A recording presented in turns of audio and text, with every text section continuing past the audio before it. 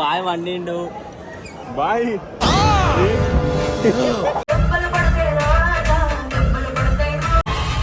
Pushpa 2 cinema అయితే బాగుంది, కొన్ని ఫైట్ సీన్స్ బాగున్నాయి, లాస్ట్లో రప్పా సీన్ కూడా బాగానే ఉంది. కాకపోతే ఇంకా స్టోరీ మిగిలి ఉంది అనుకుంటా.